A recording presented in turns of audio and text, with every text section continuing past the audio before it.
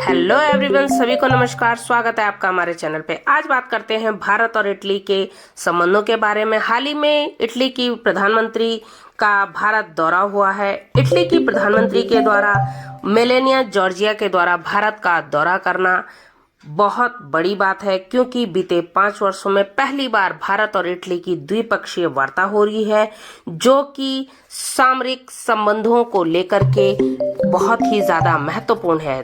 तो आइए जानते हैं मैप में कहाँ है इटली। वर्ल्ड के मैप में ये है इटली, यूरोप के बीचों बीच मेडिटेरियन सी के पास। इटली के पूर्व में पड़ता है एडियाट्रिक सी और पश्चिम में पड़ता है तस्मानिया सी। इटली, इसकी कैपिटल है रोम। ये देखिए बीचों बीच, जो कि आपको पता होगा, कहते हैं रोम को कि 7 पहाड़ियों का नगर। बहुत ही शानदार शहर है, खूबसूरत। G20 सम्मेलन में इटली की प्रधानमंत्री मेलेनिया जॉर्जिया भारत आई है मार्च 2023 में। ये देखिए प्रधानमंत्री जी और उनके G20 समिट की फोटो।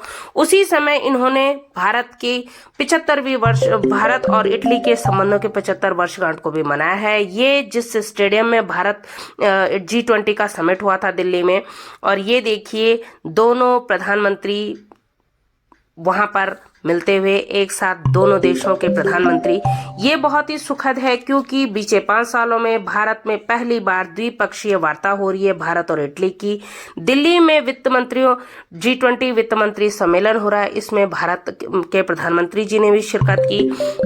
दोनों देशों ने द्विपक्षीय साझेदारी की प्राथमिकताओं को रणनीतिक लक्ष्य और तंत्र स्थापित करने के लिए 2020 से 24 के बीच एक साझेदारी की कार्य योजना पर कार्य करना शुरू किया था, और अब बहुत ही अच्छी स्थिति में आ गए, क्योंकि हम UN के ढांचे के भीतर शांति स्थापना के लिए जो प्रभावशाली कदम है, इन्हें बढ़ाने के लिए, रक्षा संबंधों पर मजबूत करने के लिए हमने ये जो अवसर है इसे मान्यता दी है। इटली, आपको पता है, इटली साइंस और टेक्नोलॉजी के क्षेत्र में, रिसर्च के क्षेत्र में वहां पर काफी प्रगति हुई है, और भारत चाहता है कि हमें भी इनका साथ मिले, क्योंकि भारत की जो इसरो है और वहां की जो अंतरिक्ष एजेंसी है, वो साथ में मिलकर कार्य कर सकती है। हम जलवायु परिवर्तन में, यानी जलवायु परिवर्तन संयुक्त राष्ट्र के कार्यक्रम में हम साथ कार्य करते हैं। और साथ में ये जो इटली की प्रधानमंत्री, ये 2022 में अक्टूबर में सत्ता में आई थी। ये वहां की पहली फीमेल प्राइम मिनिस्टर है।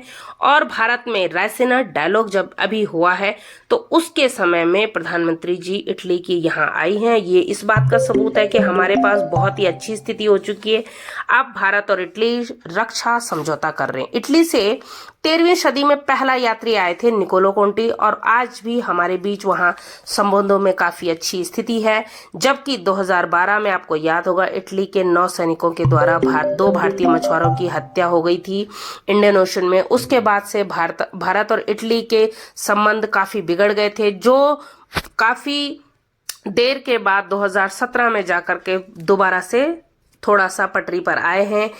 अभी हम भारत और इटली के संबंधों की 75 साल की वर्षगांठ को मना रहे हैं।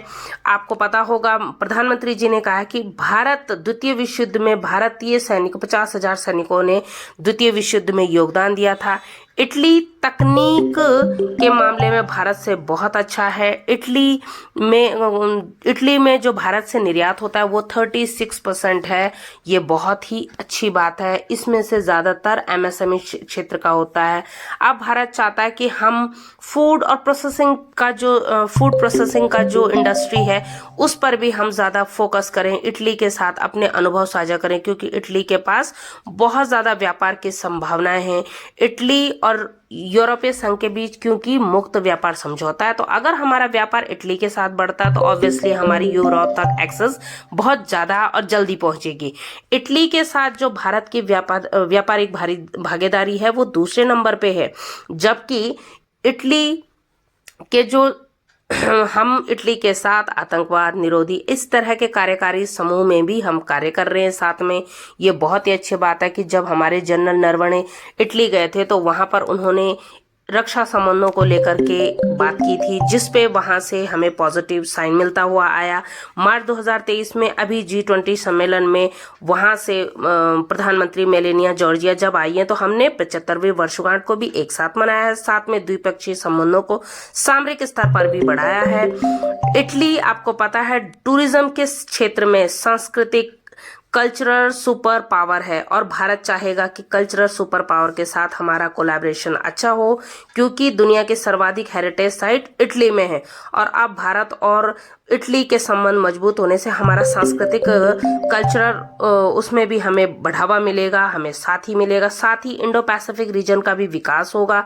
सुएज कैनाल जो कि इंडो पैसिफिक रीजन को के लिए एक बेस्ट मुख्य द्वार है, सुएज कैनाल, यहाँ से भी हम भागीदारी को बढ़ा सकते हैं। फ्रांस के बाद इटली भारत का दूसरा सबसे बड़ा रक्षा भागीदार होगा यूरोप में।